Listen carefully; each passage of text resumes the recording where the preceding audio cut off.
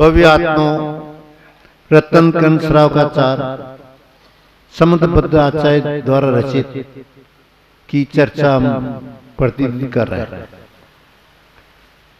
आज हमको भोग परिणाम पे अपन को चर्चा करना। भोग परिणाम क्या है? भोग भोग ऐसा है जिसको अपन एक बार भोग के दोबारा उसको नहीं भोगा जाता। भोग क्या होता है? एक बार भोगने बाद बार बार उसको भोगा जाता है। भोग तो जिसे अपन रोजाना खाना खाते हैं, कोई चीज पीते हैं, उसको लिया एक बार, दोबारा उसको नहीं भोगा जाता है। और उपभोग होता है कि बार बार जिसका अपन भोग करते हैं, जैसे मकान है, कोई जैसे स्त्री है, ये सब भोग है। तो अब इनको ये आचार्यों ने बताया है कि इनको कैसी किस विधि से भोगा जाए, कैसे इसका उपयोग किया जाए, कैसे इनको किया जाए।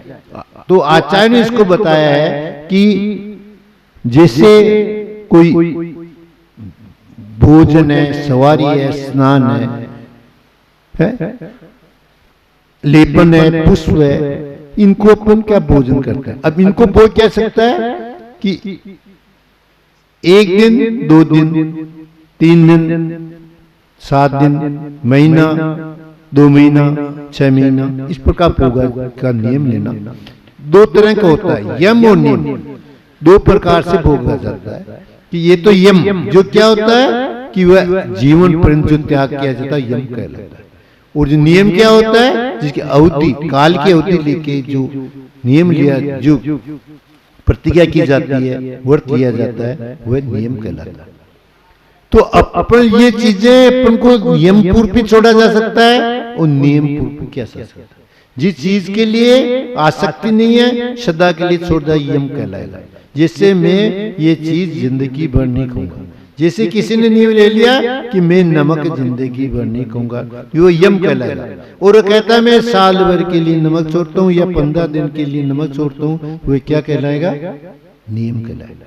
यम और नियम में फर्क ही है कि यम का जो फल होता है वह वास्तव में ज्यादा होता है, क्योंकि लंबी अवधि का होता है, जीवन पर्यंत होता है। तो और जो नियम होता है वह अवधि से रहता है, वह कभी छूट भी जाता है, आगे बढ़ाया जा सकता है। तो अपन को इन बातों को अपनी परिस्थिति के अनुसार यम और नियम लिया जाता है। अब इनका जो भोग किया जाता है, उपयोग किया जाता है, उसके लिए अपन को क्या करना चाहिए? कोई चीज का नियम भोग की अपन ने यदि प्रमाण कर लिया, उस प्रमाण को अपन को क्या आगे रखना चाहिए। ये भोग प्रमाण ही क्या आता है? ये परिग्रह प्रमाण के अंदर आ जाता है। ये एक सबसे बड़ी आपको पहले भी चर्चा कर सके कि अपन को अपनी आवश्यकताओं को प्रमाणित करना चाहिए, उसका नियम बंधन कर लेना चाहिए। मैं इस चीजों को इतने समय तक ये भोगूंगा। तो उसके लिए आपको क्या करना है कि अपन को अपनी जो भी इच्छाएं हैं, जो भी आवश्यकताएं हैं, उनके लिए सीमाएं मानना। बिना सीमा के क्या होता है, जैसे नदी है, और यदि उसको बांध दिया जाए तो उसका बांध के अंदर जो पानी होगा वो कितना उपयोग हो जाएगा, कितने जीवों की और कितने क्षेत्र की वह फायदा मुनाफा करे। यदि बंधा नहीं जाएगा तो पानी बह के चला जाएगा और क्या हो जाएगा, फालतू चला जाएगा। तो बंधु अपन को अपनी आवश्यकताओं को बंधित कर लो। जैसे अपन कहते हैं ना कि साहब बन जाऊंगा तो फिर बाद में उन चीज को काम में लेवा नहीं मिलेगी, उपयोग करेंगे। अरे भैया, उस चीज के प्रति आसक्ति खत्म हो जाएगी तुम्हारी। जैसे कहते हैं 10,000 वनस्पति है, ये 10,000 वनस्पति में अपन को सारा तो भोग करते नहीं है। वनस्पति भोग में आएगी, भोग तो करते, पर उसमें से यदि अपन ने 100 वनस्पति चुन ली, बाकी की जो वनस्पति का तो अपन को कर्मों का आश्रय नहीं होगा ना, उनके भोगने की इच्छा तो नहीं होगी, तो आश्रय नहीं होगा। तो आचार्य ने कहा है कि आपको परिग्रह प्रमाण कर लो। परिग्रह प्रमाण कर लोगे तो जो आपका प्रमाण है वहां तक ही आपको दोष लेगा, उसी का आश्रय होगा, बाकी की उसकी आवश्यकताओं का आश्रय नहीं होगा। ये छोटे छोटे फॉर्मूले आपको आचार्य बता रहे हैं। बार बार हम आपको ये कह रहे हैं कि परिग्रह प्रमाण कर लो। यदि परिग्रह प्रमाण किसी ने कर लिया तो वह उसकी जो आगे की इच्छाएं वो अपने आप क्या सीमित हो जाएगी। आज देश के अंदर सबसे बड़ी समस्या यही हो रही है कि आज अनावश्यक रूप से अपन फिगर को इकट्ठा कर लेते हैं, जिसकी आवश्यकता है, जो लोग उसी चीज की जिसकी जरूरत है वो उनको चीज मिलती नहीं है, या मिलेगी तो महंगी मिलेगी। आज जितने नहीं व्यापारी लोग क्या करते हैं, देख लेते हैं मौका पर के चीज का स्टॉक कर लेते हैं, और जब फिर वापस कब इतनी समस्या हो जाती है देश के अंदर, जब इतनी तेजी आ जाती है, जब उसको निकालते हैं तो जो सामान्य व्यक्ति थे उनको कितनी परेशानी का मुकाबला करना पड़ा। देश की बहुत बड़ी समस्या है, उसको अपन ये परिकर प्रमाण हर व्यक्ति कर लेगा तो क्या होगा कि उसकी आवश्यकताएं सीमित हो जाएगी, और वे जो देश के अंदर संकट आ रहा है, आज जहां अपन को संकट जो देश के ऊपर है वो यही है। यदि इस प्रकार तो देश में कोई कमी नहीं है, आज खाद्य पदार्थ की कमी नहीं है, सारी कोई भी चीज की कमी नहीं है, पर देश में क्या है, ये एक जो परिक्रिया को अपन क्या करते हैं, अप्रमाण करके उसको स्टॉक कर लेते हैं, उससे क्या महंगाई बढ़ जाती है। महंगाई बढ़ती है क्या होता है, लोगों को सबके ऊपर असर पड़ता है। तो बंधुओं, आप लोग तो जैनी हैं, आप लोगों विशेष रूप से हम ये कहते हैं कि भैया आप तो समझदार बन जाओ, इस परिकर प्रमाण को समझे, कम से कम आप तो इसको क्या कर लो, लिमिट कर लो। और आज यदि जैनी परिकर प्रमाण कर लेंगे, मैं कहूँ देश की समस्या खत्म हो जाए। जितना स्टॉक, जितना व्यापार, जितना करता है जैनी करता है। अरे इसलिए हम आपको कह रहे हैं भैया अपने को लिमिट में मान लो, देश के संकट को निकाल दो। आज जो देश के ऊपर कितनी महंगाई वाली हो रहा है, सब क्या हो रहा है, ये इसी वजह से हो रहा है। तो आप लोगों को इसलिए हम उपदेश दे रहे हैं, आप ज्ञानी हो, आप कहते हैं प्राणी मात्र की रक्षा की विचार करते हैं, कब प्राणी की रक्षा रही, वो तो इतने गरीबी हुआ। आपने कहा कोरोना के अंदर क्या हुआ था, गैस सिलेंडर का लोगों ने क्या कर लिया था, स्टॉक कर लिया, और ऐसे मुताज लोग प्राण गंवा दिए, सांसें उनको नहीं मिली, उनको श्वास लेने के लिए गैस नहीं मिला, और प्राण गंवा। ये तो अपन अखबारों में या कितनी आंखें देखी लोगों के पास समाचार मिलते हैं कि गैस सिलेंडर की वजह से मर। तो क्या किया है, अरे छोटे से अपने स्वाद के खातिर कि मेरे को बीमारी हो जाएगी तो मेरे सिलेंडर काम आएगा, अरे तेरे तो कब काम आया नहीं है, तेरे तो बीमारी हुई नहीं, ला बेचारों कितने प्राण गंवा दिए। इससे यदि आपका परिकर प्रमाण होता तो क्या आप गैस इकट्ठे करते, 100 सिलेंडर लेके रखते गोदाम के। पैसा तो आज लोगों के पास कमी है नहीं। अरे भैया तुम्हारा पैसे करनी पर उन गरीब आत्माओं को देखो, उन लोगों को देखो जिनको कि तड़ के मर गए हैं। तो भैया ये क्या किया आपने। इसलिए हम आप लोगों को बार बार ये कहते हैं कि अपने परिकर को प्रमाण कर लो, आप जिंदगी भर सुखी हो जाओगे, तो आपका किसी प्रकार का संकट नहीं रहेगा। जो परिकर प्रमाण कर लेता ना, उसकी आवश्यकताएं बहुत कम समय के अंदर पूरी हो जाती है। जैसे मान लिया किसी ने कहा कि मैं 1 करोड़ रुपए का चाहिए, कोई कितने साल में 1 से कम नहीं, तू तो 10 करोड़ का नियम ले ले, 10 का तो लेके बैठ। तेरा 10 जो आज तेरे सोच रहा मेरा पूरा नहीं होगा, भगवान उसको जल्दी पूरा कर देता है। क्यों कर देता है कि उसके पुण्य से बढ़ जाता है, इतना पुण्य हो जाता है कि जो 10 साल में पूरे हो ना वो 5 साल में हो जाता है। ये कितने उदाहरण हमने अपने देखे हैं, जिन लोगों ने परिकर प्रमाण कर लिया उन्हीं की आवश्यकता है जो 10-20 साल में पूरी होनी चाहती वो 5 साल में हो जाती है। तो ये क्यों हो जाती है कि उनका पुण्य से बढ़ जाता है, क्योंकि उसकी सीमाएं निश्चित हो जाती है। तो वह क्या करता है कि जो समय लगना था वो नहीं लग पाता। इसलिए हम आपको ये कहते हैं भोग की जो चीजें हैं उनके ऊपर पर जितना प्रमाण नियम ले लेंगे, जितने सीमाएं मान लेंगे तो अपने काम में उसके अंदर। अब इसके अंदर आप देखते हैं कि अपन आराधना करते हैं, भगवान की आराधना करते हैं। जैसे तो अपन क्या करते हैं कि उसकी देवी देवताओं की पूजा ज्यादा करते हैं। अभी दीदी ने कहा था ना देवी, तो अपन क्या अरे देवी की पूजा करने से कोई मिलने वाला नहीं है, मिलता है क्या। जैसे एक सम्राट उसको अपन जैसे एक हमारा श्रीफल अपन ने दिया, सम्राट क्या करेगा उस श्रीफल को क्या थोड़ी देर बाद वो क्या करेगा, निर्गंध मुनि के यहाँ चढ़ा देगा। निर्गंध मुनि का चढ़ा दिया, निर्गंध मुनि क्या करेगा, उसको वह तो खुद काम में लेता नहीं, तो वही निर्गंध मुनि कहाँ जाके सिर टेकता है, मंदिर में जा जिन देव के सिर टेकता है नहीं। और क्या फिर वही क्या करता है, तीर्थंकर तीर्थंकर के ऊपर सिर टेकता है ना, वो तीर्थंकर भी क्या करते हैं, सिद्ध भगवान के सिर टेकते हैं। जब दीक्षा लेते हैं तीर्थंकर तो क्या करते हैं, नमः सिद्धे भी, और कुछ नहीं करते हैं, सिद्ध भगवान नमस्कार। तो भैया अपन को यदि किसी को राजी करना है, किसी से अपना काम निकलाना है, तो क्यों अपनी छोटे मोटे चौकीदारों से, जिनके जमादारू जिनके करते हो, अपन को तो किससे करें? सीधे का सिद्ध भगवान से नमस्कार करो, उनको नमस्कार करो, जो काम अपना सिद्ध हो जाएगा। अपनी छोटे मोटे को क्या नमस्कार करना है? तो इसलिए आचार्य ने कहा है कि आपको जिस चीज को जब पहुंचना है उसके ऊपर पहुंचने का प्रयत्न करो, बीच की छोटे मोटे स्टेशन पर क्यों अपना लगा।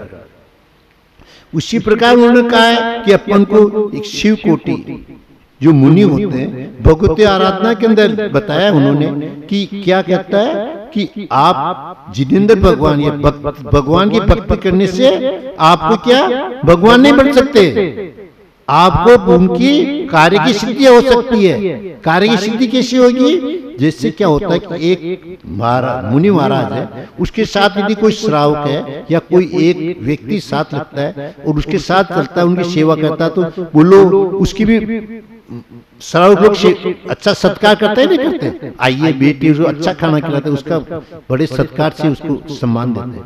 तो इस प्रकार जब ये एक साधु के साथ रहने से किसी को सम्मान मिलता है, तो अपने तीर्थंकर के पास रहेंगे, उनके पाद मूल में रहेंगे, उनकी सेवा वंदना करेंगे, तो क्या अपन का कार्य सिद्धि होगा क्या?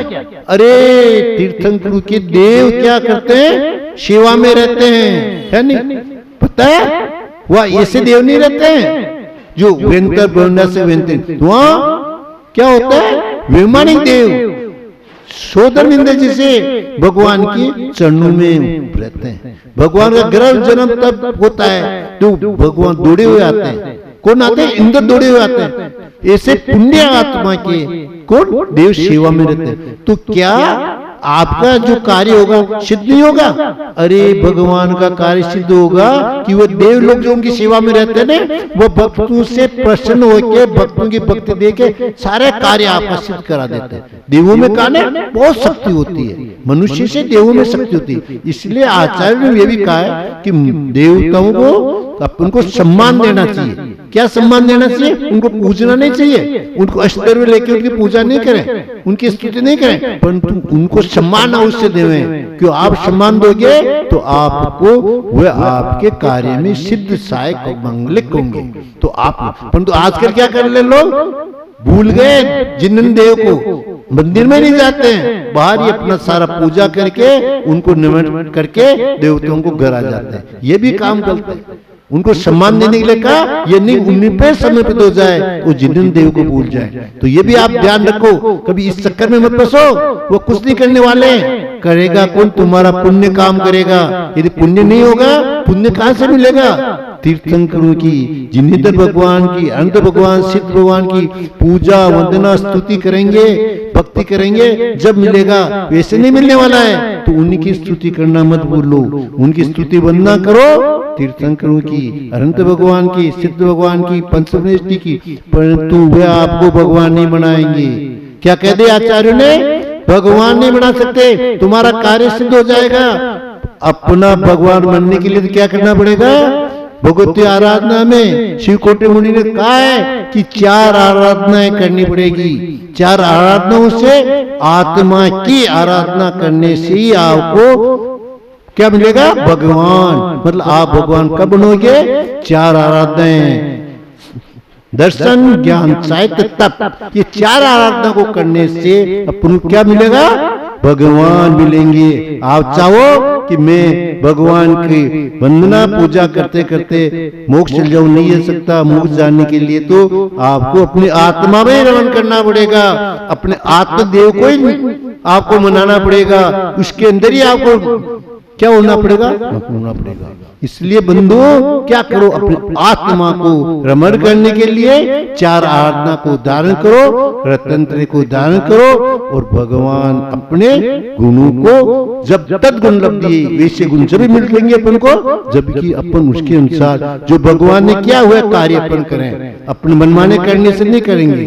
देखो अब आपको जो चर्चा चल रही है भोगों के लिए, एक शास्त्र के अंदर, आगम के अंदर एक उदाहरण आता है। नाम सुना आपने? जय कुमार श्रोत्र। जय कुमार कौन थे? भरत चक्रवर्ती के सेनापति थे, राजा सोम के पुत्र थे। राजा सोम के उन्नु क्या हुआ उनकी जब जे सुलोचना ने स्वयंवर रचाया सुलोचना के, तो उसने स्वयंवर में जय कुमार की वरमाला डाली। जय कुमार उसका पति स्वीकार किया। जय कुमार एक छोटा मोटा नहीं था, भरत चक्रवर्ती का एक सेनापति था।